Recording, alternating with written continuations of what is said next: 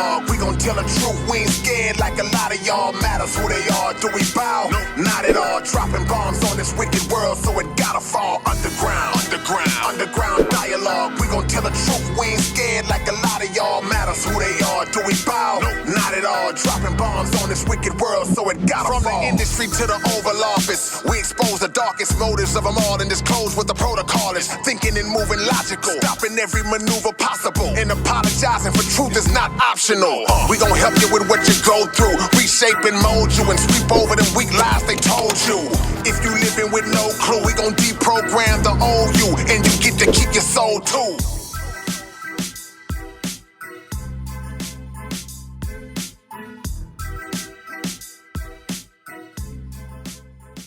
What's going on, man? It's your big brother K Reno. And your boy Keith Stowe. Y'all tuned in once again to another episode of the Underground Dialogue Podcast, where the name speaks for itself, and the man that's sitting in the middle, his presence speaks for itself, man.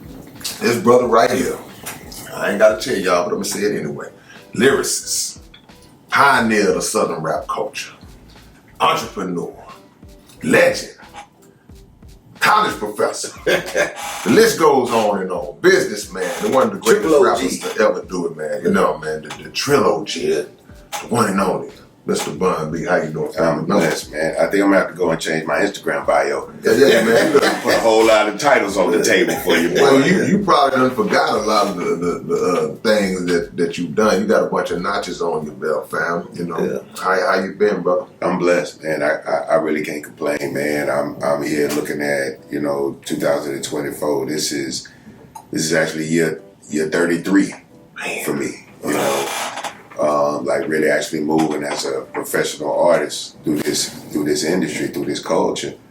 And just the idea that songs I made 30 years ago, people still actually show up. People actually spend money and show up to hear me still do these records. And not only that, they listen to all the music between then and now and all points in between, man. And I still feel like I'm operating at a high level as well. Yeah. But you know, why wouldn't they? They still come to see Frankie Beverly May? They still come to see the other brother. They still see. But I've never regarded myself in that way. I guess it's too close to me. Yeah. Like you're not finna hear me walk around patting myself on the back in front of people and shit. You know about who I am and what I done done. I really be looking a lot more forward. I feel like a lot of what I've done in the past pretty much speaks for itself. Yeah. So I don't have to beat on my chest, at 50 years old talking about how good I can rap. If you don't recognize my talent, then it just ain't for you. Yeah. And I'm not here to convince you otherwise. There's more than enough people that appreciate what's done. That's the people's job, though. That's humility. Of course, you ain't one right, but that's our job to reaffirm over and over again. Boy, you bad boy. Catch at the gas station, catch in where they see you. That's our job to do that, and that's why we do it. It's different for me, I guess, being from the generation that I was from, right? Yeah. Like, the goal was obviously to get paid for your work, but, when I started rhyming in like 87, 88, nobody was rich. Right. You know what I'm saying? The most you could ask was the respect of your peers, and when I come in the game, I'm looking at you and Brad. Right, like that's the level I'm trying to get to. That's that's the kind of penmanship I want to have one day. The problem is, you two niggas get better with time. So I'm still behind the 8 ball. You know what I'm saying? I couldn't disagree more. Go ahead. Yeah, because one thing about your music, it always feed the people. It's not like bubblegum rap where it's here.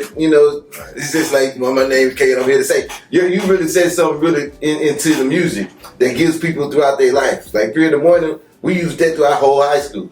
I mean, look, we came from the era where the music it wasn't just about entertainment. Like, you wanted to make something that people could dance to, but it wasn't just that. Like, it was never, no artist, I don't believe, was just that. Even if you look like a Kid and Play, who are most known for their dancing or whatever, they wasn't just about that. You know, people like Fresh Prince and them who made very lighthearted music. They wasn't just about that. You know what I'm saying? And to be honest, you know, at the time, you know, there was a standard of Houston rappers. There was the nature was aggressive. For one, let's be very real about that. This was a very aggressive area. It was not a lot of friendliness going on out there. You know what I'm saying? You had to be not just a man about the music, you had to be a man. You know what I'm saying? To move around in H-Town, you know. And there was a standard that people wanted you to hold yourself to. It wasn't really about being frivolous. Houston didn't want, because Houston was in the midst of actually trying to prove itself to the world, you know. So all that just coming in to hang around and be doing a little something, you got to get out the way. This ain't the time for that. Now the gates are open, you know what I'm saying, and everybody can come in and do with it as they feel, and that's cool. But people have to understand that it took people moving a certain way for this thing to even get off the ground. And that's the era that I came from, so I still moved that way. You know what I'm saying? Now, luckily, I had a partner that understood that there had to be a bit of both. You know what I'm saying? We can make music about getting money and riding nice cars and dressing good and having nice looking women around us, and that's cool, but we know that ain't every day for everybody. You know what I'm saying? So let's be real about this music. Let's be real about these boys in the streets and what it's like after you get the money and after you get the car, you know, but you still doing things a certain way that, you know, you might not be proud of. You know, many of us was raised in the church. So we know the word. We understand the repercussions and are moving a certain way. So yeah, we can smile through it in front of people, but everybody, when they get home and get undressed and lay in their bed, they have a talk with themselves. You know, and then they talk, some of us talking to a higher power. We like, you know, I mean, how far does this go? How much of this can I get away with? You know, and so, you know, Rap A Lot would always, I remember Jay Prince used to always say, we're going to have at least one song that talk about something about God's law, whether it was explicitly about religion or just about how you move according to God's plan. And so that was something that was always big on us. That's how you get certain records from us, like High Life. You know what I'm saying? Because we got to show, boys, if this is the life you want to live, well, here's the physical obstacles, right? These are the physical obstacles, but then here's also spiritual obstacles too, you know what I'm saying? So, and we making music for the South, and most of the people we know in the South raised in church, so it resonated deeply in the South. It took a little while for other people to really get it until those certain records went further, and so then they go back and do the research. But you know how that goes. Man, think about. I was going to ask you this because just following y'all career, I know you can speak about the way y'all came up, because I remember y'all had it rough when y'all first coming through, and y'all really went through a lot to get to where y'all was at right here, from Big Boy to everything else. Can you speak about that a little bit? Yeah, I mean, look, like I said, I'm from a different era, right? So when I first started going out on the road, this would have been in '92. You know, there was, I mean, first of all, you wasn't doing House of Blues, none of that type of stuff. You know, my first concert was in a VFW hall, like after the bingo game. You know what I'm saying? We got paid $150 to spread between all three of us. Man, y'all got paid? And we were happy. And I'm talking about, we was happy to make that little money. You know what I'm saying? Because it proved that somebody preached. I met about 15, 16 people in that little VFW hall. But somebody came and somebody wanted to hear the music, and they paid to hear the music. And eventually we just kept doing more and more of it, believing in ourselves. And, you know, we were very, very blessed to come right behind the Ghetto Boys Mind Playing Tricks on me. You know what I'm saying? So that came in '91, and we come in '92. So they blazing the trail all throughout America. So they bringing Texas music, not just to the normal places we would normally target, like the Louisianas and the Mississippis and Alabamas and places like that. They going to Chicago, Detroit, Los Angeles, and Seattle, and all these kind of places. You know what I'm saying? And that's what I aspire to go. That's what I want to do. So, but we taking it a little slower. We ain't got the big national record yet. We ain't got the big funding behind us. So we just trying to go everywhere we can get into. But if we go to a radio station, we see that Ghetto Boys 8x10 glass on the wall, or we see that 8-ball of them JG 8x10 on the wall. All right, we in the right place. Yeah. We in the right. That's how we would know. They laid a path. Yes, man. And they would leave breadcrumbs. Yeah. You know what I'm saying? That's what them pictures was, and them signed posters in record stores and one side. That's breadcrumbs. Okay, you done made it this far. Keep going. Keep going. You're on the right path. You know what? You made me think. You part of a wave, the early wave of artists that were on that independent label, part of the independent label revolution that I feel like started right here, and just being on big time, and then of course you advanced past that as time went on, man. We came from an era where we did try to shop our demos. That's what you're talking about. You from a different era, but we was not accepted. So that revolution to me came out of necessity, the fact that they ain't rocking with us. So we created something out of nothing. When Tell Me Something Good came out, say, man, it was like, of course, Ghetto Boys came first, but y'all probably were the second ones to just be getting that radio play like that, just in the city locally, and then started to spread out, man. How fast did that sweep y'all up? You know, just coming from the hood and not having nothing, all of a sudden, boom. All right, so here's the long story. We got time. We can flesh these stories out. And some people may remember this, some may not. They used to have a contest in Houston on the radio called Houston Home Jams. Okay. And what they would do is for 2 weeks, Monday through Friday, every day they play a different song from a local artist. And at the end of the 2 weeks, whoever got the most people to call up and say they liked the record, they would get their record pressed up by, was it RPM? God, I can't think of his name right now. It was a record company. Yeah, it was. It wasn't Steve Fournier and them. It was. Man, I can't think of it. But they had a contest, and if you won this, it was an RPM or BPM Studios. But you won the right to go record at the studio. That's show you how old I am. I don't remember this stuff no more. You would record at the studio, and they would put your record on the radio. You know what I'm saying? So we got in the contest. We got in on the last day. And we got more calls for Tim when we presented Tim something good. We got more calls than anybody else all the other days put together. Wow. And so we won the contest, but we had to forfeit because it was people that was unsigned only. And we was already with big time. Gotcha. So we ended up forfeiting because we didn't need to have a record press, right? We didn't need the studio time. It was already done. But they kept getting so many calls for the record that they actually, it was the first time, one of the few times this has ever really happened because it's really against protocol. You're not allowed to play a record on the radio that's not available for people to buy. Gotcha. Right? That's the big thing about getting placed on the radio. But for like 4 days, they had to play Tell Me Something Good until the record came out the next week because people was calling for it every day. And man, it was just, it started happening so fast. Like I say, the first couple of shows was 150, but then as different DJs started getting the record to different DJs. Now we in Lake Charles, we doing shows, we making a little bit more money. Then, you know, we eventually get that call to go to Strawberries. And in 92, 93, that's how you knew you made it in the South. You know what I'm saying? They used to have this club called Strawberries on the outside of Lafayette in a very, very small town. You basically was in the woods. You had to go down this very dark road with no lights on it and turn into a field. And it was a club in the middle of the field. And the club wouldn't open until about 2 in the morning. Yeah, I've been there. You know what I'm saying? So you would literally go to Lafayette, go to all the other clubs or whatever and hang out. And after every club closed, everybody go to Strawberries. And so once you got to do a show at Strawberries, you really felt, okay, now we really doing something. You know what I'm saying? And just, you know, trying to really, you know, we wasn't making no bunch of money, so we wasn't really feeling ourselves in that way.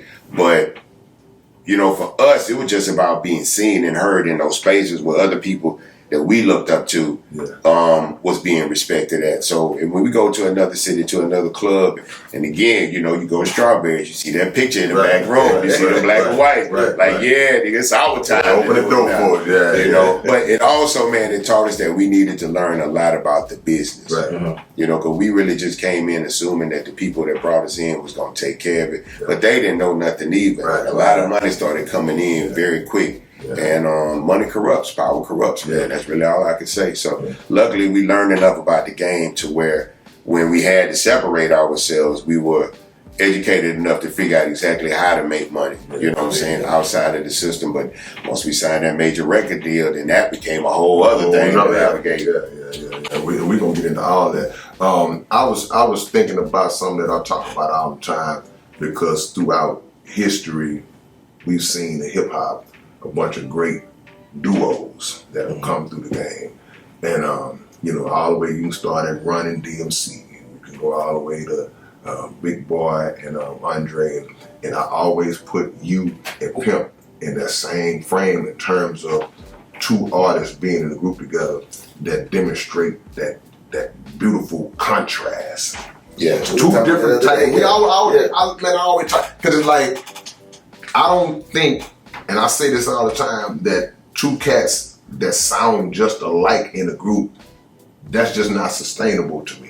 You know what I'm saying? So how did you and Pimp even come together to be in a group? And because y'all are so different, Pimp is that unapologetically country slang, just Pimp C. Yeah. But you, on the other hand, just a lyrical tactician.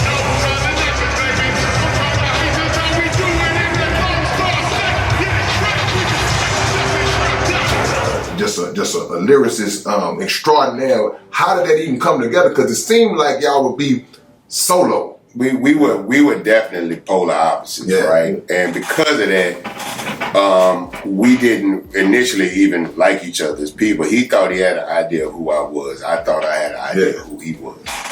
We had a mutual friend, Mitchell Queen, who was one of the original members of UGK. And he was the one that kind of put us together. And was like, because, we were some of the few people in Port Arthur that was really taking this very seriously. And so and I was one of the newer people trying to come into the space. And Mitch was like, man, I'm telling you, he can rap, whatever. And Pimp wasn't trying to hear it. So we both thought both of us was lying about what we did and who we knew. And so we finally met up with each other. And he was like, yeah, you be saying, you be doing this and doing that. I was like, yeah, he brought a picture from the other day. He was like, oh, damn. I'm like, yeah, you be talking about you got all this equipment. He's like, you come to the house. I show you, I got drum machines and shit like that. And, we were part of a collective of people, right, who all initially had this dream of really like chasing after recognition in this culture. And it eventually got to a point where everybody else, for some reason or another decided to put their time and attention and focus into something different. But at that point, me and Pimp was like, I don't want to do nothing else but this. This is really all I want to do. And it was that common love of the game and the culture, but also wanting to go as far as we could. And for me, I had other things that I wanted to do, but it was nothing I wanted to be a part of more than hip hop. But the thing with Pimp was Pimp didn't want to do anything else. It was this or nothing for him. He literally painted himself in the corner to where this music shit don't pay out. I don't know what I'm doing. You know what I'm saying? And so, regardless of everything that we went through, me and him was always on the same page about what we trying to do. We had a lot of ups and a lot of downs. There were times where he didn't want to do the shit no more, and I'd have to keep him encouraged. There were times when I didn't want to do the shit no more, and he'd have to keep me encouraged about it. But we were locked in on the idea, man, we know we good. You know what I'm saying? We better than a lot of these niggas. And if they just allow us to be seen and heard the way that we want to be seen and heard, this should all make sense and everybody will make some money. You know what I'm saying? And it took us 3 albums to get there because we went back and forth with a lot over Too Hard to Swallow. So we argued with them and sat down for 2 years and they wouldn't take no calls. And then we come back with Super Tight and get a little bit further, but they still pushing back against it. And then when it came to Riding Dirty, we was like, look, we don't want no advance money. Yeah. We don't want nothing. We want just send us some equipment, you know what I'm saying, and leave us alone. Yeah. And we'll bring you the album. We don't want no money up front. We just want creative control. Just put out the album we give you. Yeah. You know what I'm saying? Right. And that's what it took for them to allow us to be seen and heard, was to say we ain't want no money. Yeah. But we believed in ourselves. Yeah. You know what I'm saying? So we put everything into that album, man, and it came back literally a hip hop classic. Right. And y'all didn't even shoot a video for it, did you? No, there was no video because we was arguing with him again. Yeah. Here's the crazy thing about this. We had done the album. The album was done, the album was turned in. We watching Rap City on TV. And it go to a commercial. And it's a Cadillac, like a Cadillac limousine driving through the desert real fast, real fast in the desert. I'm like, damn, what is this? And it's a chick standing in the middle of the desert, out of nowhere. And the limousine pull up to the chick, and the chick got my album on a silver platter. She stick it to the car, a hand, get out, grab the album and put it in the limo and take off. And that's the commercial for my album that I never saw in my life. I ain't in the commercial, Pimp ain't in the commercial. We ain't nowhere near no goddamn desert. Now, to be fair, great idea. I love the concept, but y'all could have called and told that nigga something. Because everybody started calling us like, man, I just seen y'all commercial. When y'all did that? We ain't did shit. You don't know what it was. So we started arguing with him again, and that's why literally there's no music videos, because we couldn't even agree on what the vision would be for the album. So we just said, fuck it, let the music speak for itself. And this was just with Jive, right? Yeah, all this shit. This before you start buying what's those vacant lots? But we were blessed, man, because we actually the album did what it was supposed to do. Right. And it actually, they still found some ways to manipulate certain things, but once they got out the way of the music, everything started making sense, and that's when it really popped. Man, why do you think that, because I know back in the days, a lot of artists that came from this region,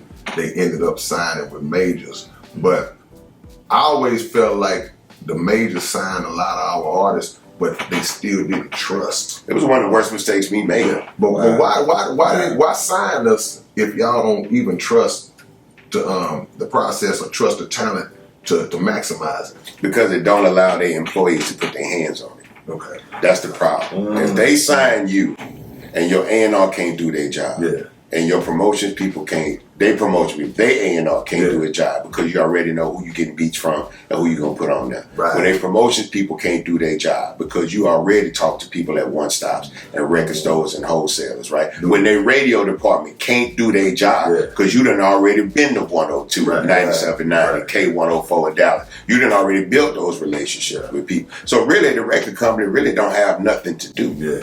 You know what I'm saying? Right. And which would leave all the credit to y'all. And they're not finna do that. So now they gotta put an A&R. They gotta put somebody on a plane and send them down. They had somebody come and sit in our house, you know what I'm saying, for 3 months. He couldn't make us do nothing. He was just sitting there.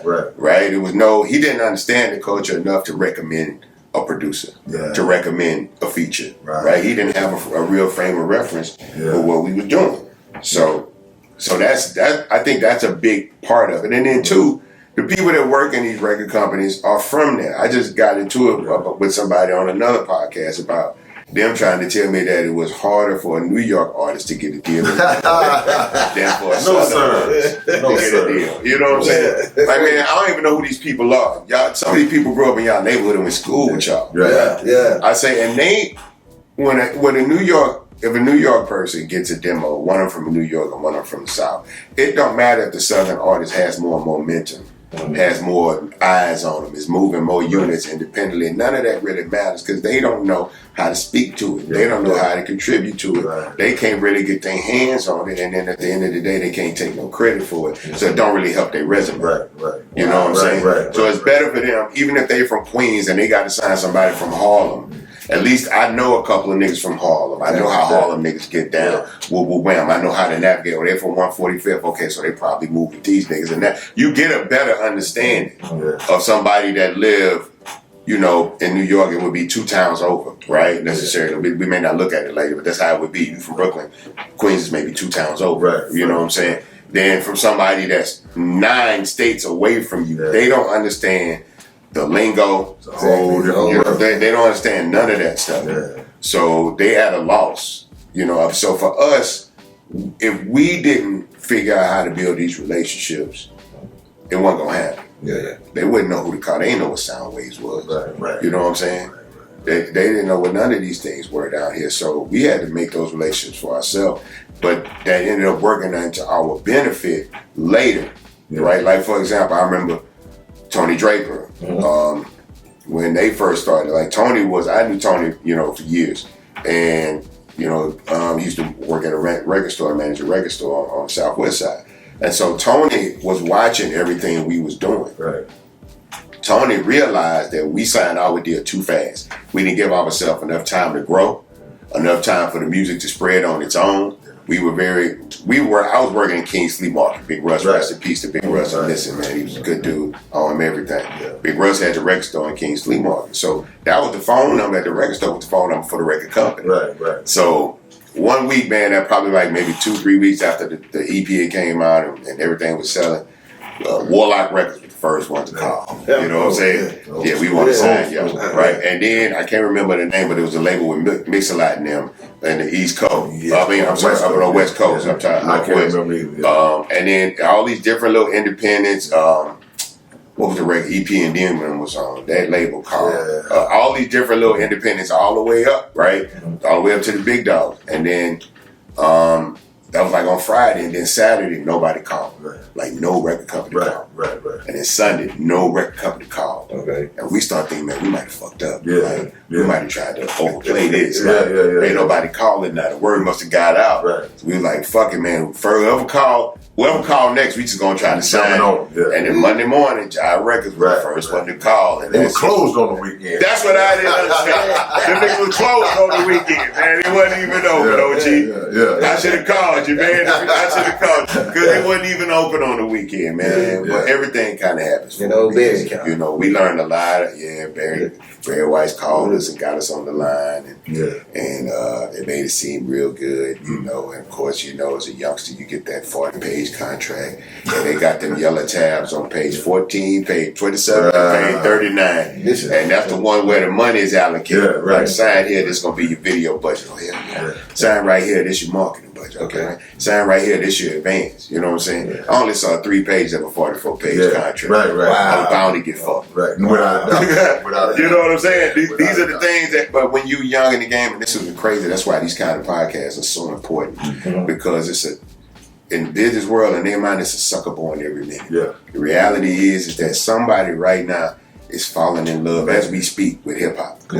They falling in love with it right now. They don't know nothing about the business of it. They don't know nothing about what it takes. They just want to be a part of it. And they sitting in the bedroom with a pen and a paper or with some kind of little garage band on their laptop or something, trying to make some beats and download some sounds and all of this stuff. And all they want to do is be a part of it. And it's a whole society. I don't want to say society, but it's a whole, like, people and everything that you need to do to be successful.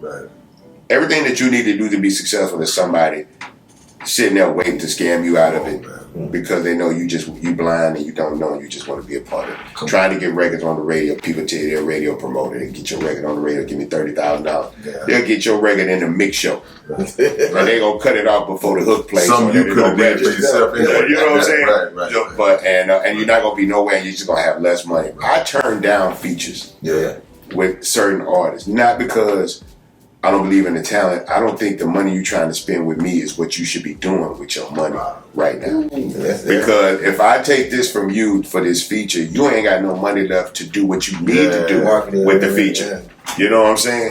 It's better you invest in yourself and build yourself up right now in this time. We can shoot some video. I can tell people go check you out and all like that. But buying a verse from me not gonna help you. You know what I'm saying? And I would sleep good at night, to be honest. I could make some money. I don't need to take advantage of youngsters trying to come in the game thinking the OG going, I don't need money that bad. You know what I'm saying? It's best for me to educate more people and get more good people in the game so that the culture benefits. Because if you keep burning people, then that's who the new artists are. People that don't respect, don't want to go back, show love and nothing because all they know is bad things happening when they try to reach out to the OGs. What do you say when people say like those bad contracts are that's just the standard contract? No, man. Look, these things all come from a lack of education. You know, when you're an NFL player and you're an NBA player or baseball player, all of that, this is the same thing. You got to try to find the right agent that can get you the right deal and put you with the best team.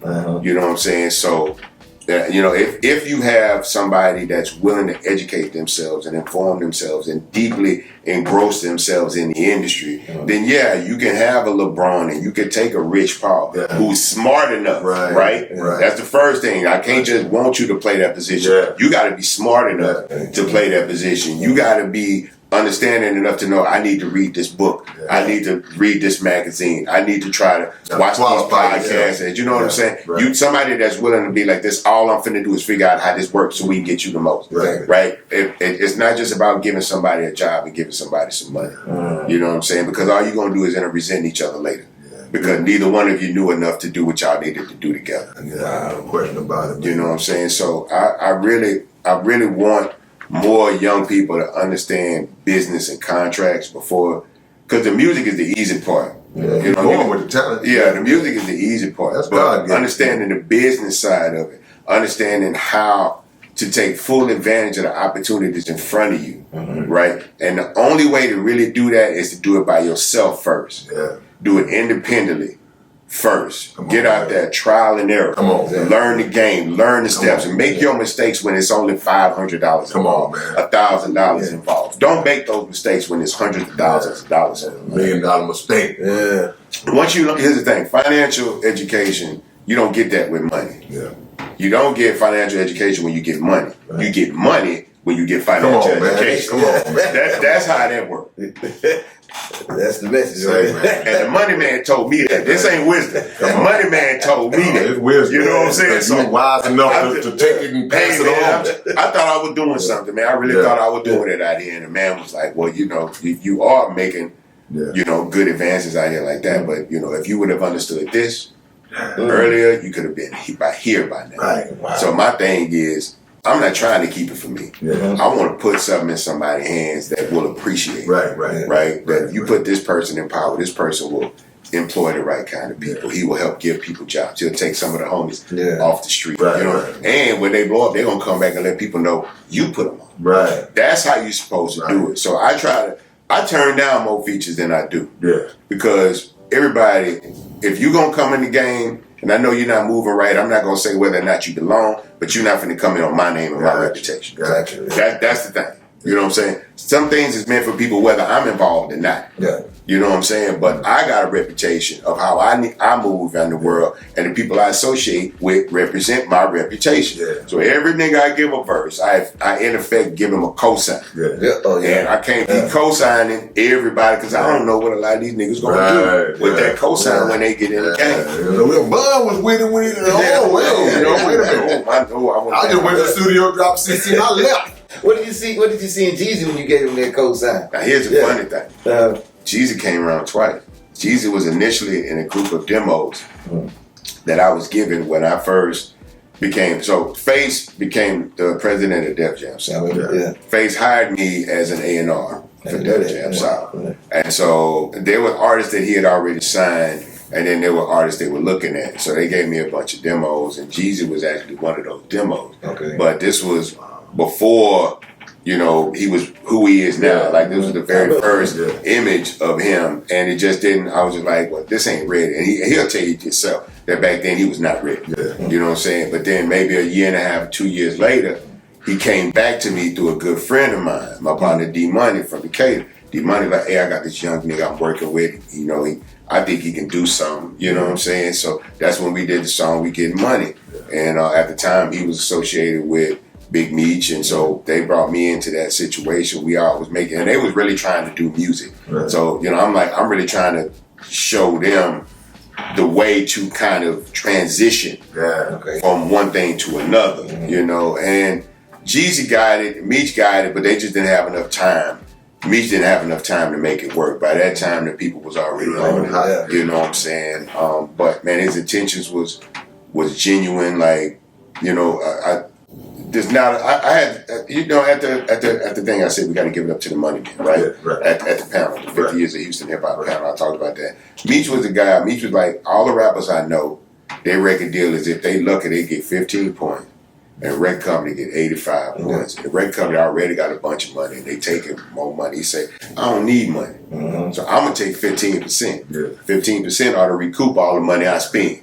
He's saying then the artists get to 85%. I don't need no rap money. We get money. You know what I'm saying? I just want to see people win. I couldn't knock that. I couldn't knock that. I want to support. I want to support that as long as that would go. You know what I'm saying? So, you know, I say all of that to say that, you know, sometimes, you know, things come around. And look, if I had signed it to Def Jam South, it might have put him on a whole different trajectory. It might not have even put him in position to take advantage of things the way he did, because where he was. The first demo for him was what he thought people might have wanted to hear from him rap.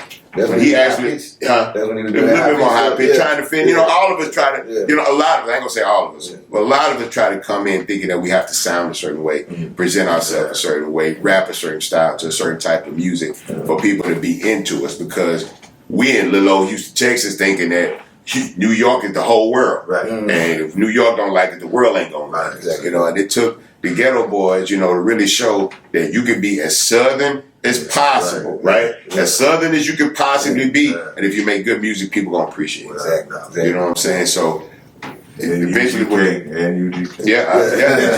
So when he came back, he was a lot more confident. Jeezy, I'm saying, it was a lot more confident in being comfortable with who he was, what he was actually out in the street doing, and it felt more natural. You know what I'm saying? It really felt more natural. It's actually a more honest representation of himself. And when you're doing an honest representation of yourself, you don't have to put on a costume. That's a fact. You don't have to put on a uniform. You don't have to put on a mask and a wig. You can just wake up in the morning. You know what I'm saying? And that's very confident. I like it. I think artists all go through a period where they got to find themselves. Oh, of course. You got to just grow into who you are. So in the beginning, you kind of all over the place. Then in that little 2-year period you're speaking about, whatever happened in them 2 years, I know who I am. And it's usually a push. It's usually a pushback. Typically, those 2 years, like whatever it was he was doing, it was pushback against it. It wasn't working. It wasn't working, and it actually not only was it not working, people that knew him probably didn't like it. Cause I could listen to the first things I did in high school. If I try to play that for somebody right now, people buzz out laughing. You know what I'm saying? But that was a 2-year transition to where we got by the time we got to Tell Me Something Good. And then there's a 2-year transition from that to Super Tight. And then there's another 2 years from Super Tight to Ride Dirty. Right? And then that for me was when I really was like, I want to be the best rapper.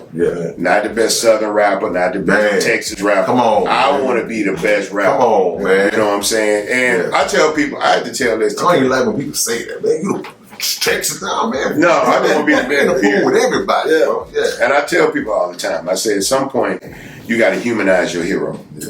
I say at some point, I told this to Killer Calion. I say, look, I have the utmost respect for Face. I say, and I don't know if I'll ever catch up to Face. But one day I had to wake up and be like, Face a man like me. If he can get to rapping that good, I can too. I just got to figure out how to get there. You know what I'm saying? At some point, you got to humanize your heroes and realize we all human beings. You just got to figure out what it is that's going to push you. Come on. You know what I'm saying? That's going to get you to where. And it's not about watching nobody money and watching nobody pockets and counting their dollars and nothing.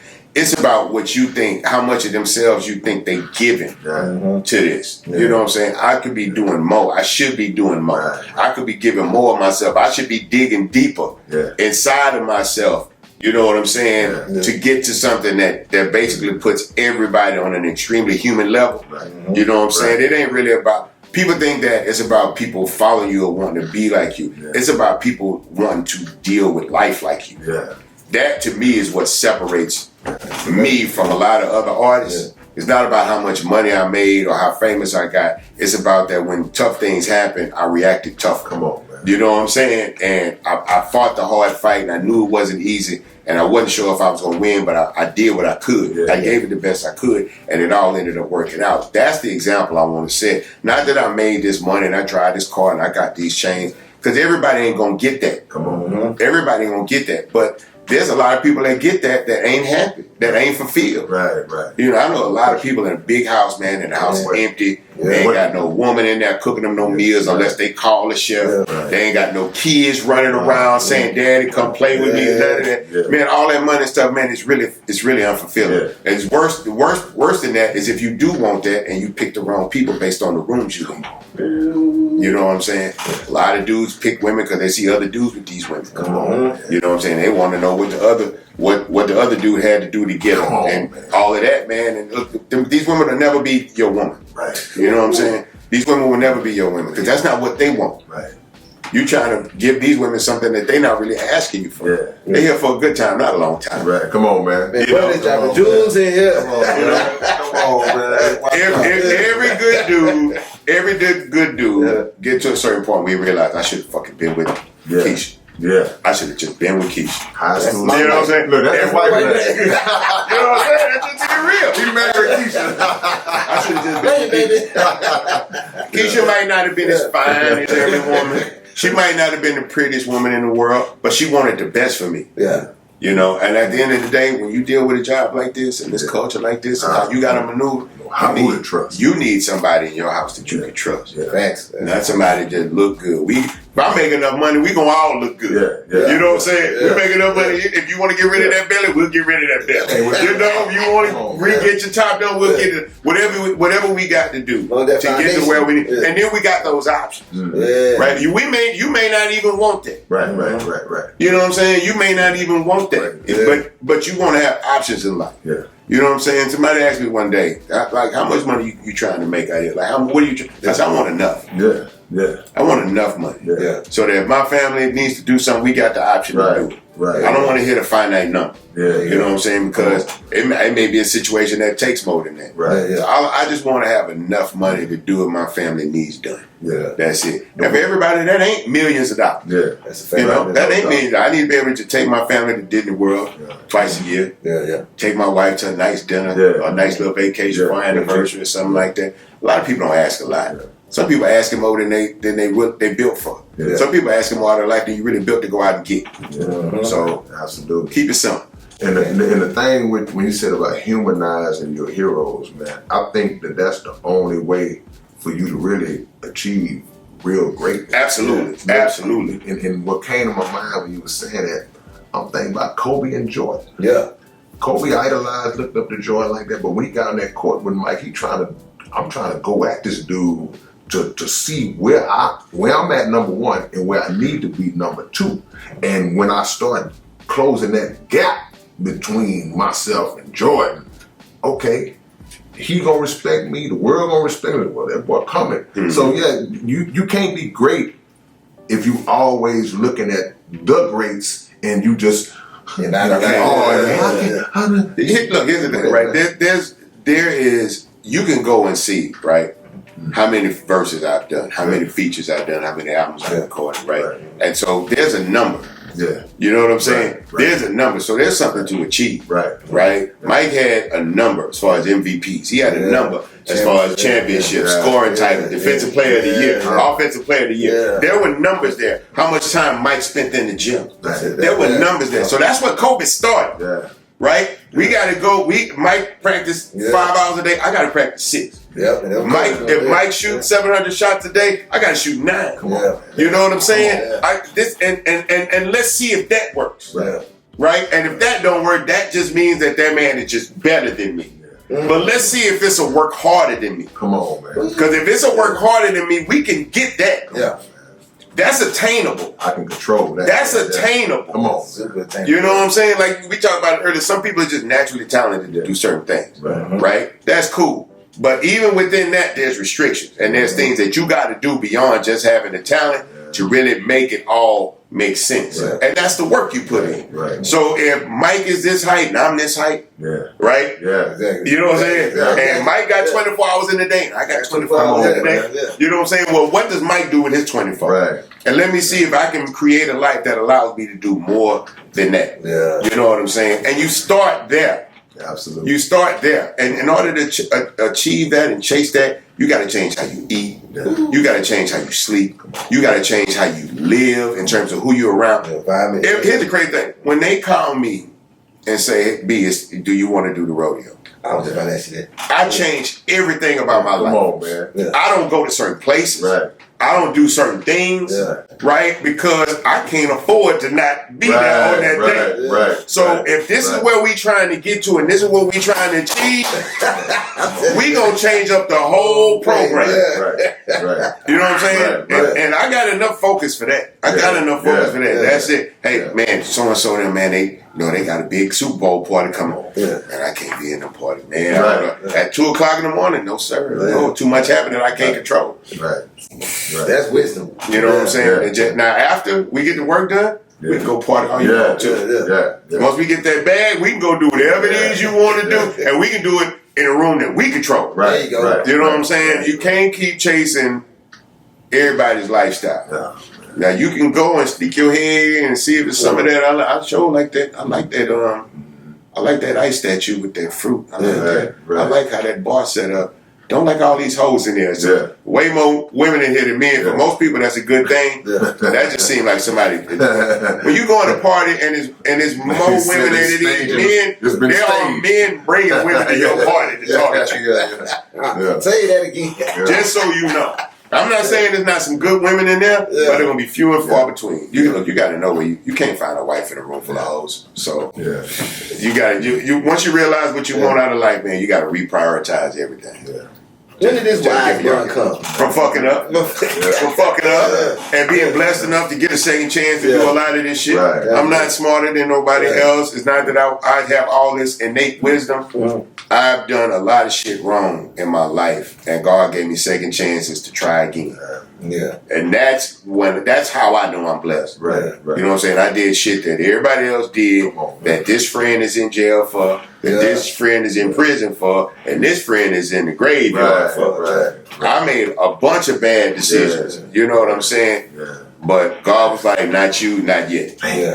You know what I'm saying? Not him, not now. Come on. Kind of a thing. And I don't turn a blind eye to that shit. I look at my life all the time, and it's even to the point where you damn near get survivor's remorse. Because it's like, man, I fucked up just like everybody else. I fucked up just like everybody else, but I'm the one that won. You know what I'm saying? So I know when you know, damn near you don't even sometimes deserve where you at. You got to give.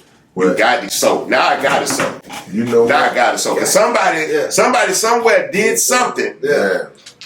Call somebody, push the button, and when I'm supposed to go down, they bring him up. Bring him up. You know, and why me works in two ways. Why me works in the way where something bad happens, and why this happened to me this bad thing. But why me also works when, like you said, you've been through and done so many things that you could have been where that person ended up, and you saying, why me? Why did I have to be the one? Why was I the one that got the blessing? Why was I the one to make? Why me works both ways. We all was in the car. We all ran from the law. Right. We all jumped out. Right. We all ran our own way.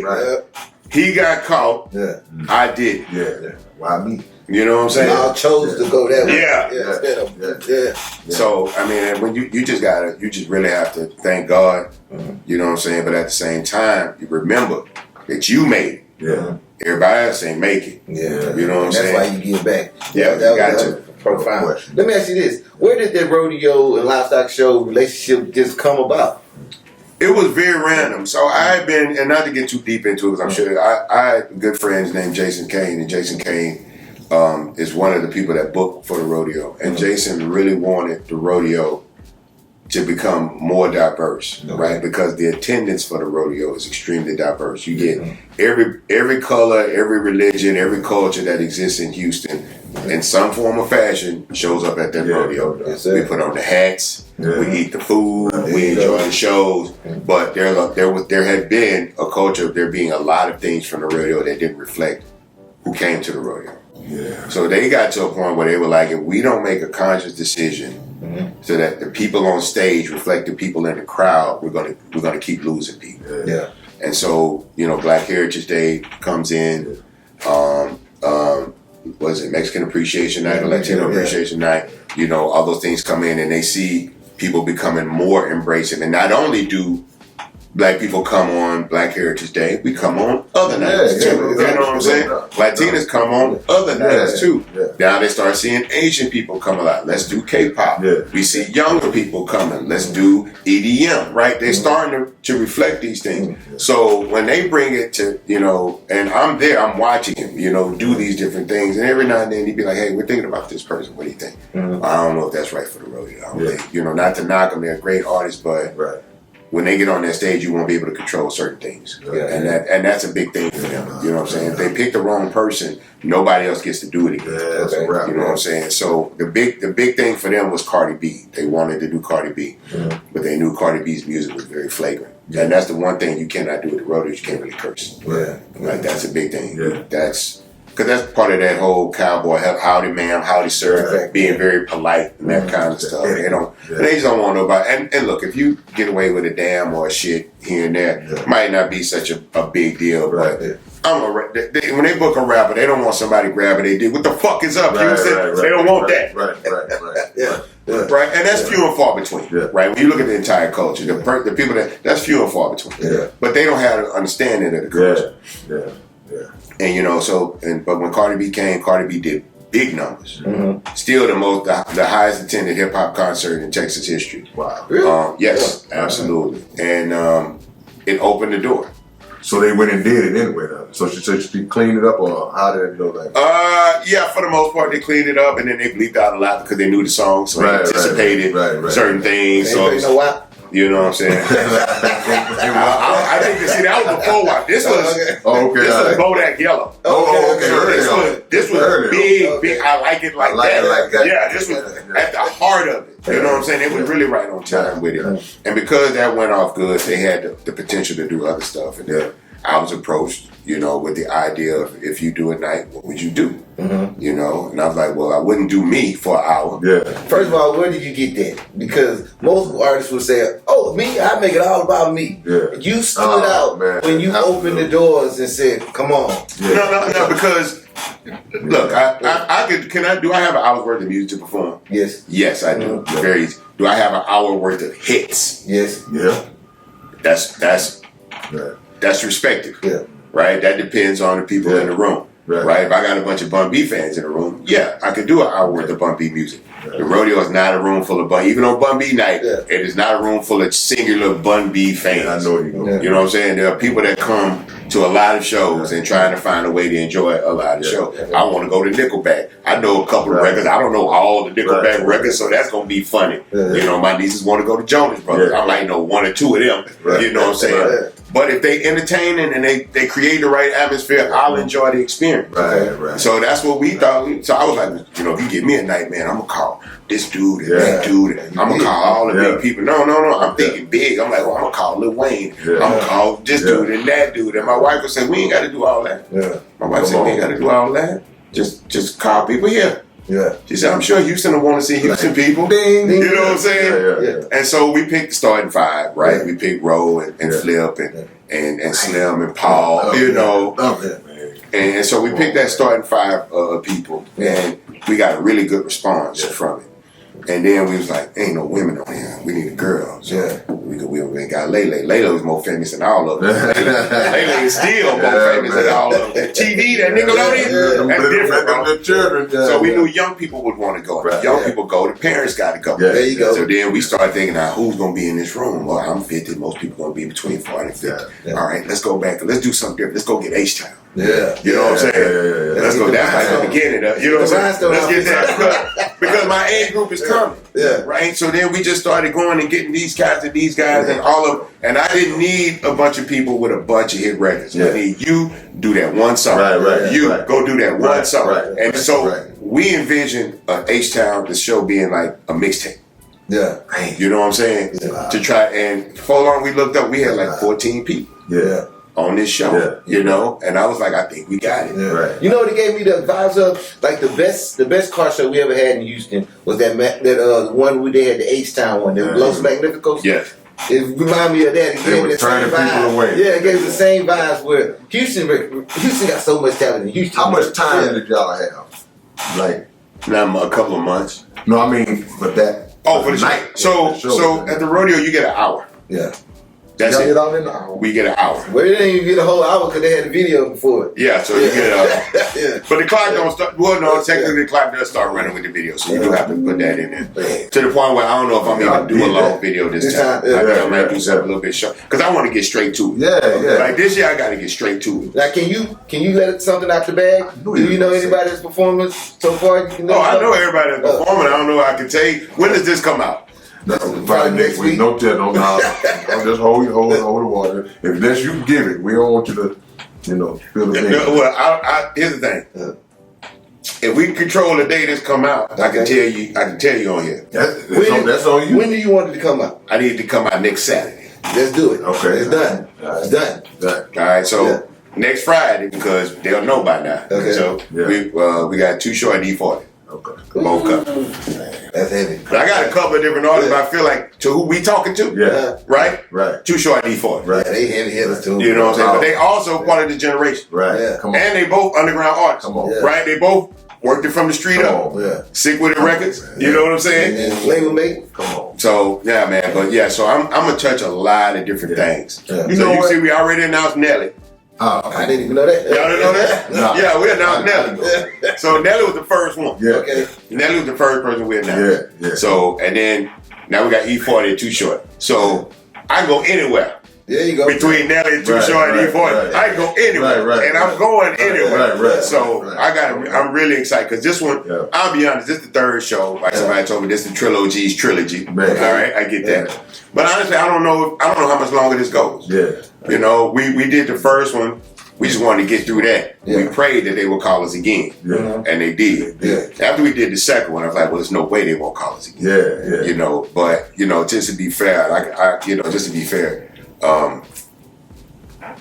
I did Black Heritage Day 2 days in a row, 2 years in a row. Yeah. And my concern was that if I stay on Black Heritage Day, there might be a possibility that there is no other black artist to book. If a black artist isn't a big pop artist, like they booked Lizzo before, I remember that. that was COVID. They had Khalid. These people had huge national records. Right. But if we don't have a black person that's got a big pop presence, we may not get another black artist on that day. So I fought to get off Black Heritage Day. Oh, did you? Yeah, so that they would be forced to book another black artist. Gotcha. You know what I'm So saying? what day you going? Chest. I'm on the 12th. I'm on March 12th. I'm on the Tuesday during spring break, which is technically one of the slowest days they get. And you selling No, out. not So and I said, give me that. Yeah, not Because that. I needed to prove that I could do what I do on every day. Right. That I don't need to be on the black night, on a Friday, on the weekend, when it's easy. Yeah. Right? Right. That I believe I can put together the kind of show that people will go on a Tuesday night knowing they got to get up way in the morning, on, man. going to work. You know what I'm saying? Yeah, man. You know what, man? I wanna go into this real quick. Years ago, it's past, but I still want to talk about it Because I got one too. So go ahead. Something that made me proud. All right. When you did the Big Pimpin' song with Jay-Z, I was thinking in my mind, I said, you know what? Bun think he's slick. I say, Bun knew that Jay is gonna be on this song. So Bun went into the Bun B bag and came like, in my opinion, that representation was something that put the whole world on notice. Like all that the South ain't got no lyricists and all that was dead after that. Well, in my opinion. He was killing on that bag. Here's the thing, right? Because this wasn't the first call. There had been a call before. Yeah. And it wasn't for UGK, it was for Chad. Yeah. They wanted Jay-Z wanted Chad on the record with him and Too Short just a week ago. Right. They couldn't come to terms on doing that record. The call came back around for the Big Pimpin'. By this time, Jay-Z's different. Right. Because Hard Knock Life is out. He's a much bigger deal Right. at this time. And so in my mind, I'm on a record with Jay-Z. Yeah. I'm finna rap my ass off. Right. I get to New York and I go to the office, I sit with him and Dave, we hang out. Jay invites me to dinner, me and Jay go to dinner, we sit, we talk, we chop it up. Then we go from dinner to the studio. And Jay goes in another room with some other people. Yeah. And it's just me and Guru. Okay. And Guru? No, his engineer, Young Guru. Okay, Jay's engineer, Young Guru. And he plays me the record. And it's a party record. It's a club record. Right. It's a girl record. Right. You know what I'm saying? And I'm like, all right, but I'm still in my mind, I'm still finna rap my ass off. Right. And the original song, everybody was supposed to do their verse and their hook. Yeah. So Jay-Z had the same verse, but he also had like his hook. Yeah. And so I wrote my verse. Right. And then I did my hook, which is the hook that you hear, that's the whole record. Right. And this, I do everything because anybody knows me knows it don't take a long time here, right? So I do all of this in a matter of 45 minutes. Right. Jay comes back in the room. He was like, where we at? And Guru's like, we just talking. He's done. He's been done. Yeah. He's like, what you mean he's done? He's like, he's done. The verse and all of that. Right. And then the hardest part of this record was convincing Pimp C to be a part of it. Yeah. But at some point, they realized that my hook worked better. Yeah. So they used my hook for the whole record. Yeah. Which was crazy because everybody like, what do Jay-Z know about Blades or whatever? But it didn't matter. But I say all that to say, I'm rapping better on Jay-Z on that record because Jay-Z was not really concerned about rapping on that record. Gotcha. He thought we were a very lighthearted group that talked about hoes and cars and shit, which to be fair, we do. Yeah. You know what I'm saying? But it's not all we do. Right. So I don't know what his intention was with that record, with that verse or whatever, but I know what my intention was. Yeah. I had to get on there and do what I needed to do. Now, if Jay-Z calls me and says, hey, we finna do a record and we finna be some rapping motherfuckers on there, I'm not sure if that's the outcome. You know what I'm saying? But look, on anybody on any given day, OG, you know this. That's true. Anybody on any given Sunday. That's true. Any given Sunday. That ain't no lie. Any given Sunday. I just seen some cold niggas get towed up in a freestyle. They just wasn't ready. Man, let me tell you. Look, I'm on a bunch of I'm on a bunch of features where there's other guys that was way harder than me on like, okay, he ate that. And you know, now here's my story. I want to tell the story before we get out of here. I want to tell the story. 1991. We rap. I'm very early in my rap career. Ghetto Boys are in concert in Beaumont at a skate rink called Connection. I'm in Connection. Somebody else came with Scarface to Connection that day. We a bunch of little young high school niggas rapping in the bathroom. Okay. Rapping in the bathroom. And I don't know if the man came in the bathroom to rap or to use the bathroom, but he seen us in there rapping. It's K Reno. And we all look up when we recognize the nigga from standing. That's the nigga standing in front of Timmy Chan. That's the nigga standing in front of Timmy Chan on the outcome. And the man said 16 bars in that bathroom. That made everybody in that bathroom. First of all, wasn't no rapping after that. Wasn't no rapping after that. That was the end of everything. But niggas had to really, really evaluate where they was at. If you really trying to do this, you got to actually. You don't have to go where he at. He just came where we was and ate, nigga. The buffet is clear. There's it was enough food in here for everybody. I love when they do that. It was enough food in here for everybody. There's nothing left now. Left now. And I was like, man, I don't know, but if I ever walk in a room and just rap and leave like that, not even the nigga ain't even had to check the temperature. It wasn't even like waiting for somebody to respond because it was evident. It was some of the most inspiring shit I ever seen in my life. I actually really saw, you was the first rap I ever saw that had a record rap in front of me. Wow. And I was blown away. I was like, whenever you rap in front of niggas, you gotta be so cold. And when you walk in that hole, you don't even ask who just rapped. You just start motherfucking rapping. Know that you better than every nigga in that room and leave. But if somebody want to try, you got way more on deck. Because you really hitting them with the light work. Right? You really hitting them with the light work. Just so y'all know I'm here.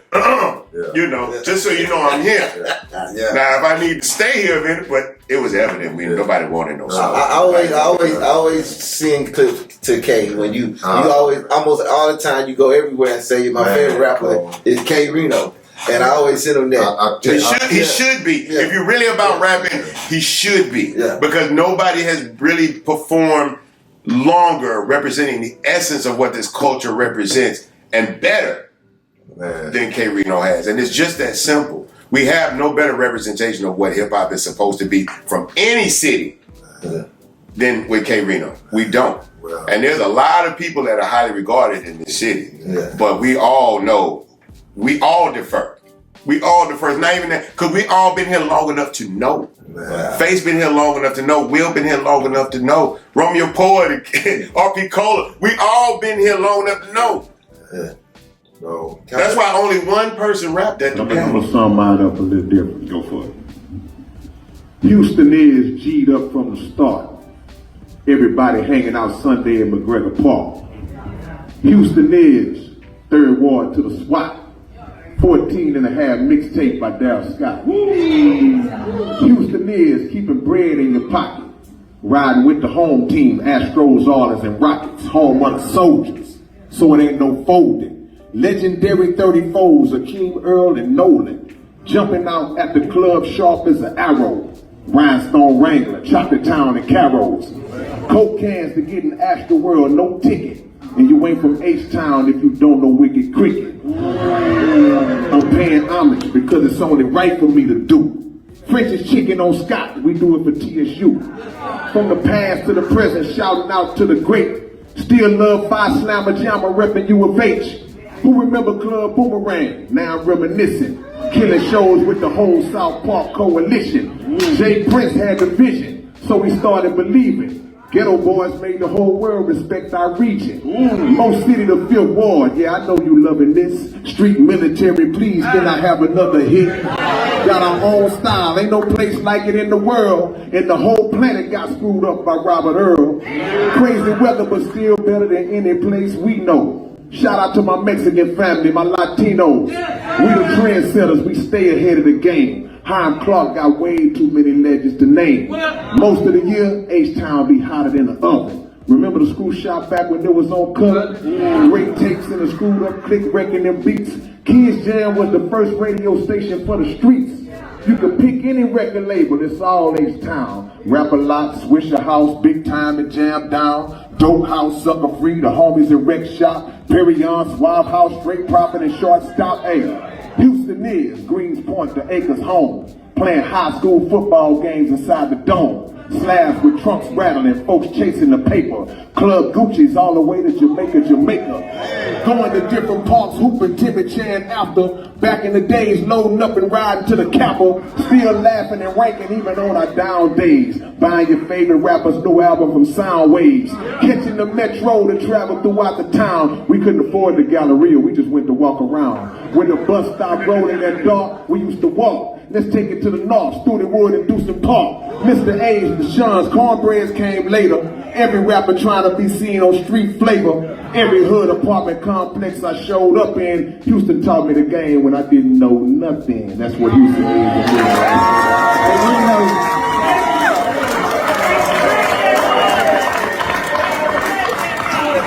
Let's get it, King. We know. Y'all gonna hear a lot about a lot of Houston rappers over these next hours that we talked in this room, but make no mistake about it, there's never been pound for pound, ball for ball, verse for verse, a better MC from this city than the man you just heard from. I couldn't think of a more succinct way to wrap up Houston, Texas in a rhyme. And Face, you gotta come after that. I remember. Who finna rap after that? What is there to say? What could you possibly say about Houston that wasn't just said? How much K gave you to say? Can we change the No, look, it's important. It's important, man. It's important to say these things, man. It's important to say these things because people go out of their way to make sure they give me my flowers, they give me my card, and that's cool. But everybody starts from something. Yeah. And this city, really, how we chose to present ourselves to the world, which is exactly what we talking about on Big Pimpin'. We don't get to that if it's not the K Renos of the world saying, if you're going to, at the very least, and you can make them records, go do them records, go get that money, all that, but at the very least, one of them, see, this is the era where you knew at some point you ain't finna have to rap against a New York nigga. Exactly. Just being real. Yeah. Just being real. At some point, you gon' all that shit you doing at school, in the courtyard, and McDonald's, and football games and shit, that's cool. But if you really trying to do this, you gonna have to rap against somebody that come from where it started. Right. Yeah. Right. You know what I'm saying? And you better be prepared, or you're not just gonna embarrass yourself. Come on, You're gonna embarrass all of us. The whole region on you. You're gonna embarrass all of us. Yeah. So, and it's a lot easier now for artists because the originator said, if you're going to do it, you must do it like this, or you're not finna get out of it what you want. Which is the respect. There was no money when we started doing it. There was no millions of dollars. Even Jay was making some money, but nobody was millionaires from rap music. So at the very least, you wanted to respect your peers. And I remember I met Bismarcky and tried to tell Bismarcky who I was, and Bismarcky already knew who I was. Wow. Right. You know what I'm saying? Met Big Daddy Kane, tried to tell Big Daddy Kane who I was, and Big Daddy Kane was like, not only do I know you were, this is my son. He thinks Pimp C is the greatest thing on earth. And then Pimp is spending the next 10 minutes talking to Kane's son about who his daddy is, because he's too young to have seen it. Wow, man. He's too young to have seen it. Love that. You know what I'm saying? That's really, at the very least, what this shit should be and feel like. Because we're not all going to be the richest. I make good money. But Jermaine Dupri, same age as me. We are not in the same tax bracket. You know what I'm saying? That doesn't tell me that I'm doing something wrong. Right? That just means that that's what he's there for and this is what I'm there for. But I can say I can aspire to do as many things because he's a producer, he's a writer, right? He's an executive producer, he runs a record company, he owns a studio, he employs black people. Okay, I can't make those records, but I can employ black people, right? I can own a business, right? You know, I can do those things. So it's not about counting people dollars. It's not trying to replicate what other people do. It's about watching people who you believe are doing great things and see if there's any pathway from where you are to at least one facet of that greatness. And if you can make it there, now that I'm successful as an artist, now I understand the business, now I can set myself up better for business. I can bring in other people that can facilitate to help us make more money with this business, right? You know what I'm saying? We're leading by example. And then hopefully other dudes will see this prototype, this blueprint, run with it, but understand it better because it's a digital age, it's an information age. Understand it better than me, be able to take more advantage of me. Just give me credit. Or don't. Or don't. You know? You know, just go out there and do something that benefits all of us. Great segue. When we was walking in, I said, Bun, what you been up to? You said, man, I feel like my life is a hamburger.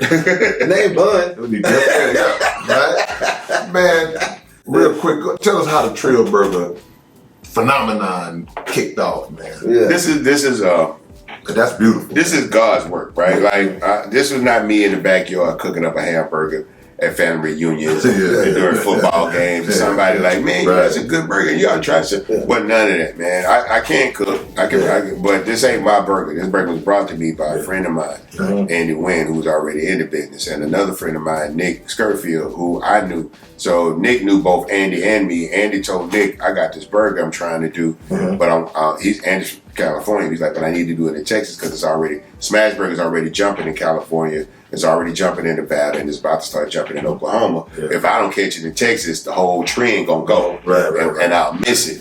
So Nick was like, well, you know, Bun got a food blog. Bun been looking for something to do in the food industry. Let's see if he want to be a part of it. They called me over. I ate it. And the burger had pickles and onions on it, which I don't like neither one. But I said, I need to know what this burger tastes like. And I wasn't mad at the onions. I understood now, because it's not hard onions, it's not dry onions, it's caramelized. So it's a different texture, which was my problem with onions is the texture. And then pickles was just the sour. I don't like pickles. If you eat pickles, you are evil. But it's a balance of flavors. So when you get some of the onion, some of the cheese, some of the beef, some of the pickle, some of the sauce, and then the bun, when all that come together, it's an amazing flavor. Right? And it's about the combination of flavors. I say, man, this is the best burger I ever had in my life. And I can't stand no motherfucking onions and pickles. I was like, this the burger? They was like, we're still doing a little bit more work on it. We're going to come back in 2 weeks. When I came back in 2 weeks and I tried, I say, not only is this the best burger, I ever had. This is some of the best food I've ever eaten. My only thing was, how quick can we get this in front of people and see if it's just me? Yeah. You know what I'm saying? Maybe it's just me that think this whole good. Right. So I host this food, the food awards, the biggest food awards called Tastemaker Awards in Houston every year. I come up and I host and I present the awards and all of that stuff. And they would pay me. I said, this year, I said, I don't want no money. I said, can I get a booth? I said, because I got a product. I don't want no money. I said, but this is the biggest awards. All the food writers, all the food bloggers, all the top owners, restaurant, everybody that's anybody in food and beverage is going to be in this room. Let's put the food in front of them. We end up having the longest line in the whole place. And this is with the best chefs, people who like Aaron Bludon, who's a good friend of mine, who it take a month or something to try to get a table in these restaurants. And everybody's like, man, this is like, I mean, the number one food, number two, I'll say, he's a good friend of mine, he's number two, technically. He's like, this is an amazing product. I said, okay, now let's get it to the people. So a week after that, we did the first pop-up. And we'll get a line of people, because I got love in this city. You know what I'm saying? I got love in this city, so people was willing to come and give it a try. You know, it was Houston summer day, it was hot as hell. You know what I'm saying? They're outside in line, so I spent the whole time getting people cold water, ice water, make sure people was okay, bringing in older people, letting them sit down. If people had babies, bringing them in, let them sit down, all of this doing the pop-up. And I invited my granddaughter, who's one of my biggest critics. She's a little chef in her own right. And she came with her mom and her aunts and her cousins, and everybody came and they ate the burger, and everybody was like, Uncle Bun. And my niece was like, Uncle Bun, this burger's amazing. And my granddaughter, who is very, very, like, very hard to please and it's very indifferent. She's like, yeah, okay. She was like, Papa, it's a good burger. That's family. It was home. And now my granddaughter works at Trill Burgers. Wow. My nieces work at Trill Burgers now. The rodeo line at Trill Burgers was crazy. The more we presented, the more people wanted, because people have had it enough to know now, whether I get it at a pop-up, whether I get it at the rodeo, whether I get it at the store, this burger tastes the same. Oh, man. This burger tastes the same. So now it's like, wherever the burger's at, I'm going to eat it. Now we in the football stadium. Now we in the soccer stadium. Look at that. We're probably going to be in the Astros stadium this upcoming season. It's going to take us a while, so we probably won't be till later in the season. But I mean, just because we got a real product, I'm not trying to hype nobody. If it was hype, the shit would be over. It'd have been gone. It'd be done by now. But I'm not trying to. This burger is meant to be something big to last long. That the family gets to be a part of it. With the music, you had to have a skill set or a talent to be a part of it. But with this, you just gotta want a job. You know what I'm saying? You just gotta want to have a job. My granddaughter works sell merch. My nieces work at the register. And this is my nieces are older. They're in college. So when they home on the weekend, they come work at Trill Burgers. When they home for schools out during the holidays, they come work at Trill Burgers. Do you still do Trill Tacos? No, so Trill Tacos wasn't my company. That wasn't my company. That was a company, a brother I met, and he had the concept, and I didn't have a reason to be against it or knock it. You know what I'm saying? Because it was bigger than just being Trill. It was something that was dedicated to Houston, so all the tacos were named after different artists and things in Houston. And I thought it was a cool thing, and it wasn't nothing that was disrupting it. I wasn't even in the food business at that time, so I didn't have a problem with it at all. And we supported it. I did a pop-up. We did T-shirts over there. I did what I could to help him, but it's very hard with a new business. As much success as people see us with, man, we put out fires every day. You know what I'm saying? We put out fires every day. Just today, as we recording this podcast, the power went out on the block. Wow. There's nothing I can do about that. So you just kind of have to deal with these things as they go. So. It's a business, and no business runs smooth 100% of the time. Right. But a lot of problems that new businesses having, like getting people in the door. I'm blessed that we don't have that problem. But that's because this burger not only has, it's a great product, but I done put 30 plus years of blood, sweat, and tear equity into this. This burger you can't separate it from me now. This burger, everything that I am. This burger now represents. So I looked at it when I first started hustling. I said, "This is my album." This burger is my album. Man. I said, "So we're gonna go on promo. It's gonna cost us to get in the van, go on the road, get in the hotel. We're going on promo. It's gonna cost us to go on promo. You know what I'm saying? But then when we want to go on Good Morning America, that's like Best New Artist Grammy. Right, exactly. Come on. You know what I'm saying? Yeah. Now you got to pay me. Yeah. Now we on tour. Yeah. So now you got to pay me for the burger to come. Oh, man. And it's not about giving me money, it's about incentives because you got to get permits, you got to get license, you got to get rent the equipment for when I do these things out of town. But if a festival won't is bad enough, hey man, we're going to get the equipment. Right. Yeah. We not going to, in most festivals, like when I do Coachella take 30% of the money. Yeah. Because they give you hundreds of thousands of people to feed in 2 weeks. Right. I get it, it's not a problem. Okay. But Coachella don't need me. Yeah. You know what I'm saying? Yeah. Some of these younger, newer festivals might need me. So when we go to Rolling Loud was like, and when I call Rolling Loud, see, this is how the world works. I call Rolling Loud, they thought I was trying to get booked. Yeah. Right? So we set up a whole conference call. They're like, OG, we love you. We respect everything you do. We understand your legacy. But the way we book Rolling Loud is a little different. I said, whoa. I'm not trying to rap. Yeah. Oh, I'm sorry. What? Yeah. No, I want to bring the burgers. Yeah. Oh, what you want to do? Where you want to go? Right. Guys, let's send them the map. Matter of fact, can we put it on the Yeah, screen? yeah. So here's the map. Here's where we are. I think you guys work really good here. Yeah. But if you go here, I can get the sponsor to give you Yeah. guys somebody like. Look at God. You know what I'm saying? So I'm like, man, put me where you want to put me. Yeah. You know, put me where you want to put me. I get the people. If I build it, they'll come. Yeah. And it worked out. So we've been really blessed with this company. Now, sometimes we go to a festival. The first year we went to Coachella, we make no money. Yeah. But it wasn't about making money. We broke even. That's all I care about. Right. I just want to break even. Don't want to lose, man. No, I don't want to lose no money. I want to make enough money to pay for my team, right? Cover expenses. But I can get what I need to get out of it if I can get artists to eat it on camera. Right. Yeah, Right. You know what I'm saying? Because I can get a value out of that Yeah. through social media Right. and marketing and Right, branding. right. So, but now we get the best of both worlds. Yeah. We get to go somewhere like we do. We do Reggie Jackson tournament every year.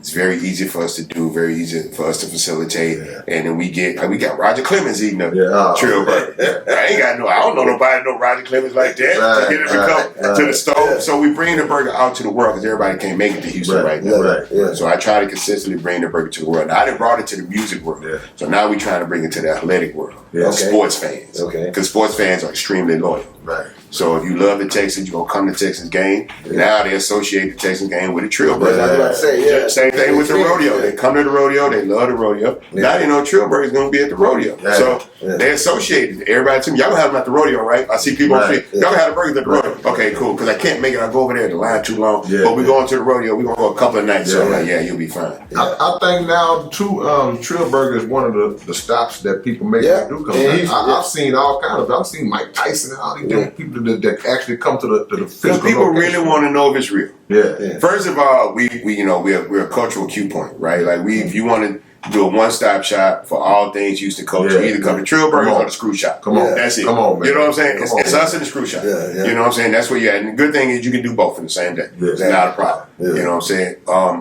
But it's also, you come in, it look Trill. Yeah. You see Pimp C, the first thing you Yeah. see Pimp C. You see a slab mural on the wall. See that You yellow hear the flag. music playing. Yeah. You know what I'm saying?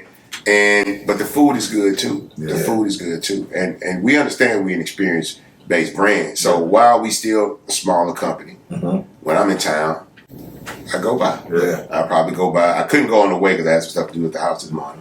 But I'll probably leave here and I'll probably go by. Yeah. Check on the team, show my face. Yeah. Every time I ever go, people are like, man, we was hoping we'd see you. Yeah. You know what I'm saying? I know it's a big part. It's a morale booster. Yeah, man. people come from, Yeah. people come from, man, we from St. Louis, we from Yeah. Oklahoma, we Yeah.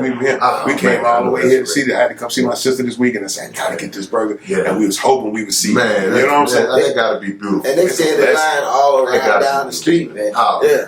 Yeah. It's amazing how you do that. I think one thing you did with Trill Burger, you broke that concept that black people don't support each other because they stand in the line all around in the hottest part of the sun, and we genuinely want to see you win with this establishment. Even I made my wife and us go over there and we said, man, we're gonna get as much burgers we can get. We want to support People this. come Yeah. stand in line. Yeah.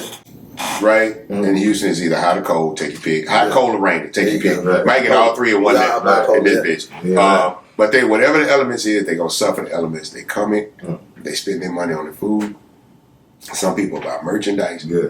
And then they'll walk up to me and they'll say, thank you. Yeah. Y'all just spent $80 with me. Right. Not for food. We don't charge that much for food. Right. You know what I'm saying? They come and get, family of 3, 4, come in, get a couple of combos, buy a t-shirt and a hat. You know what I'm saying? That'd be roughly about $80 Yeah. or so. And then they thank me. Yeah.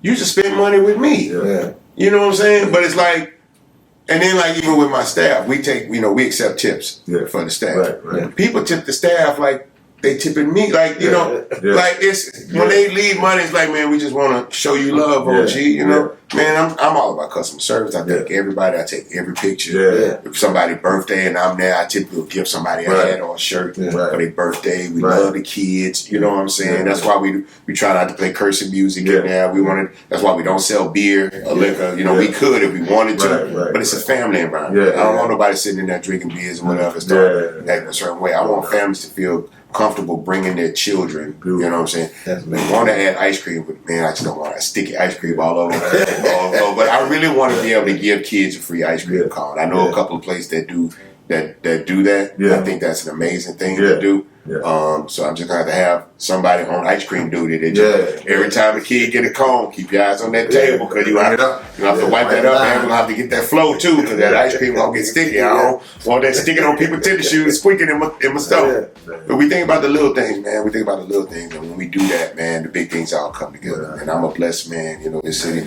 has given me a legendary hip hop career. It made me an icon in this city. And now they're helping me build a brand that could one day be all over the country, just the way the music is appreciated all over the country.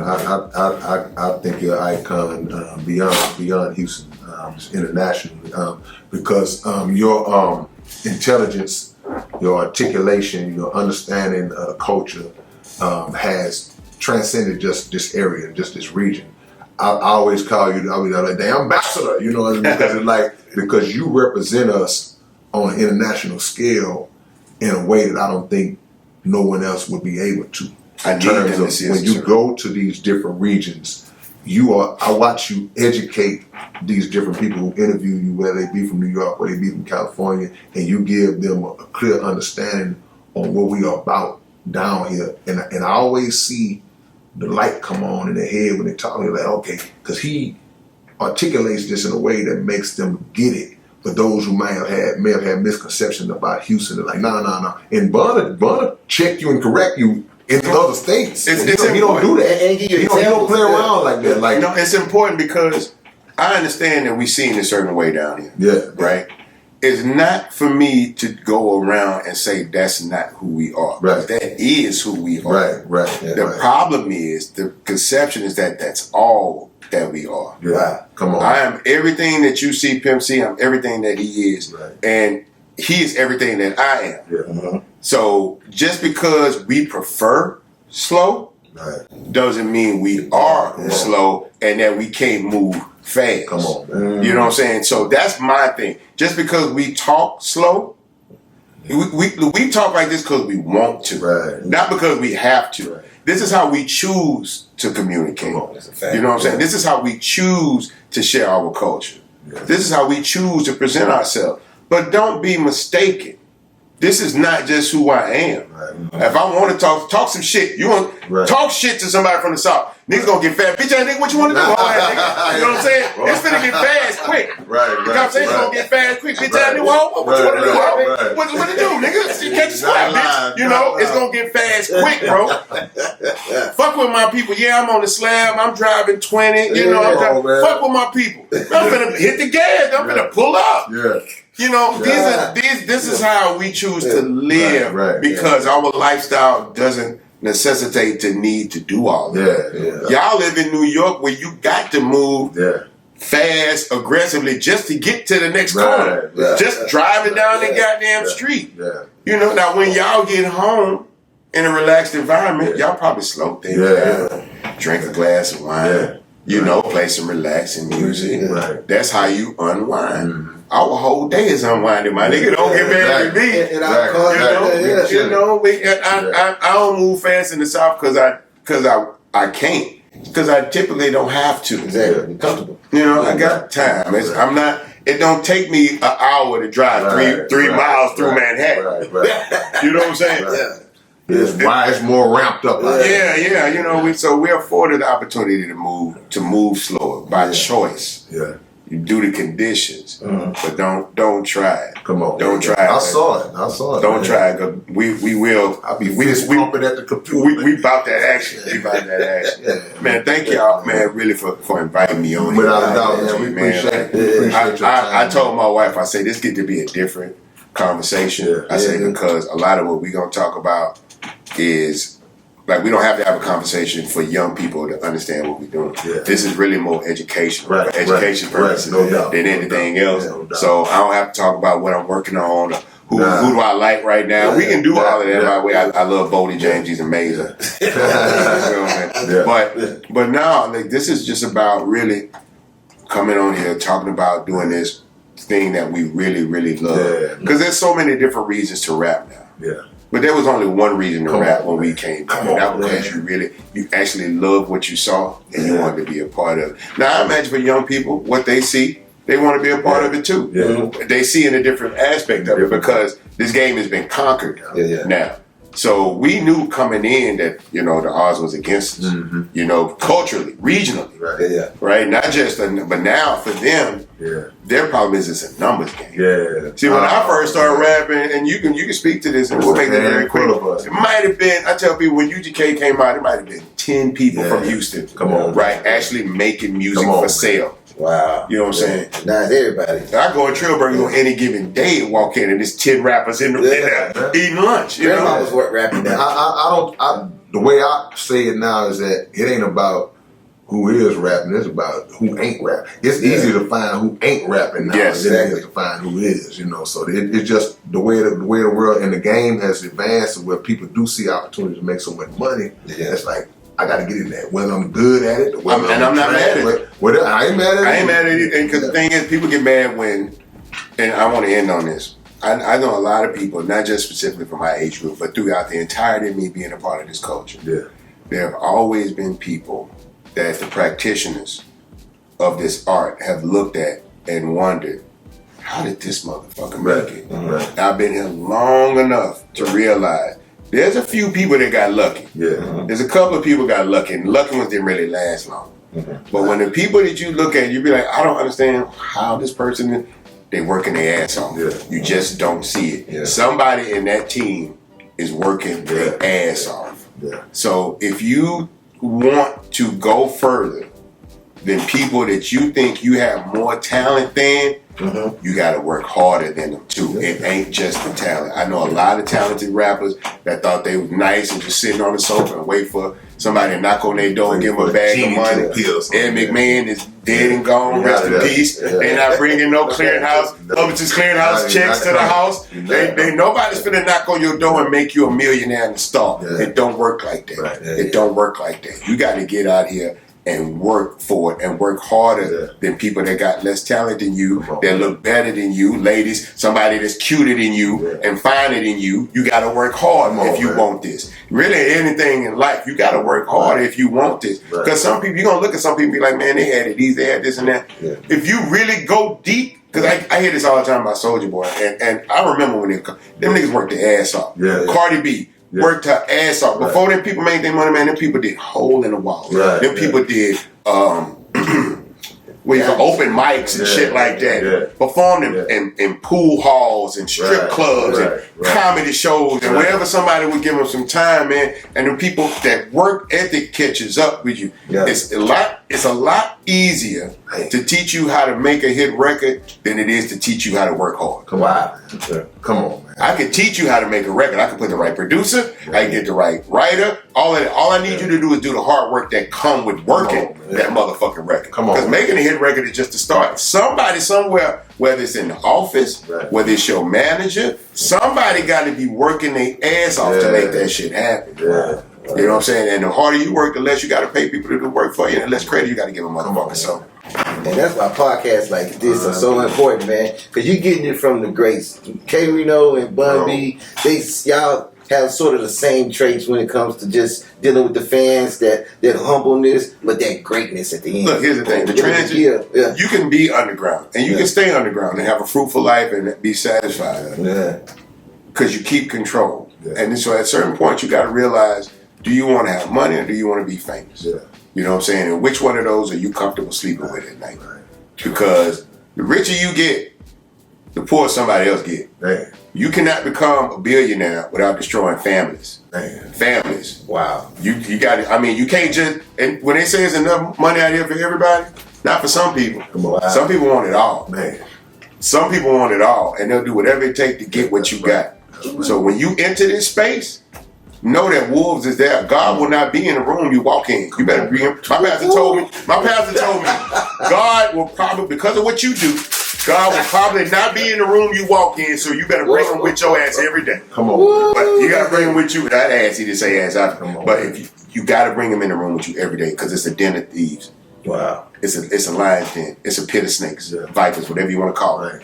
All day, every day. Yeah. And they're waiting for your friendly ass. Come on. They're waiting for your friendly ass.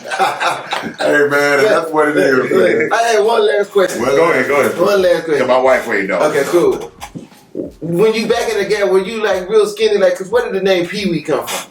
And how did you It get was an that? oxymoron. okay. Calling me Big Pee Wee is an oxymoron. There's no such thing as yeah, exactly. Yeah. So yeah, Pee Wee came from, because I used to be, man, when we first started, bro, I mean, when I graduated, I was about 280. Yeah. And Mom was bigger back then. and then when we first was making this music in that first year, hanging with Big Russ, because we was late night people, man. Yeah. You know, we had a lot, before we even started the music, you know, to get the money, we did a lot of different things, and it was a late night life.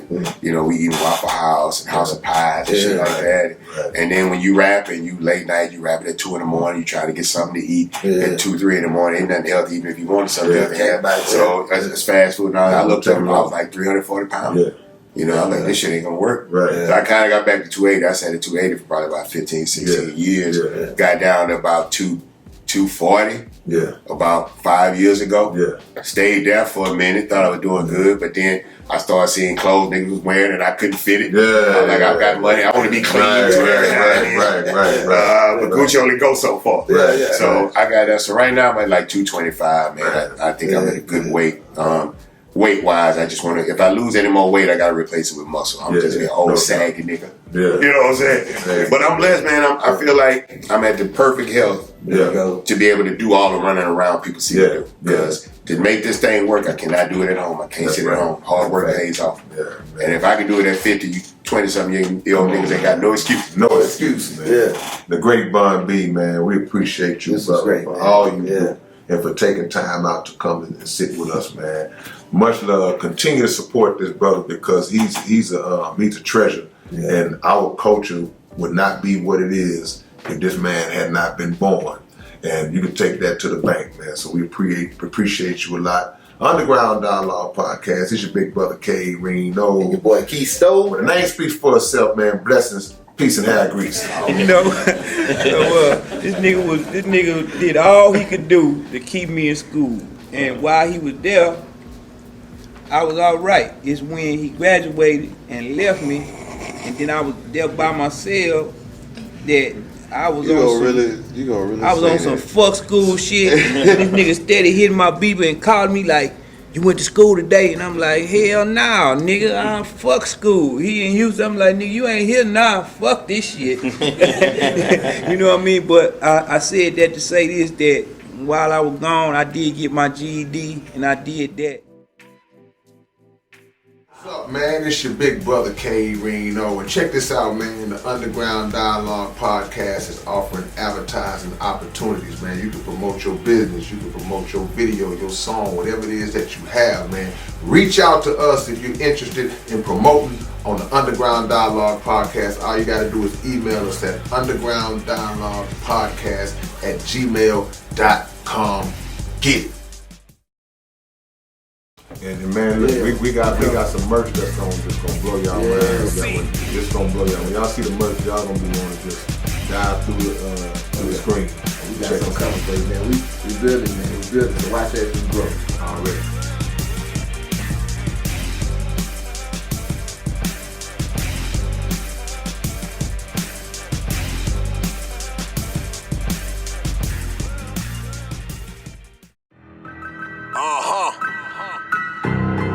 I wonder if they ready. They ain't ready to have this conversation. Or these kind of conversations. But guess what? We gon' have them anyway. Underground dialogue. We gon' tell the truth. We ain't scared like a lot of y'all. Matters who they are. Do we bow? No, not at all. Dropping bombs on this wicked world, so it gotta fall.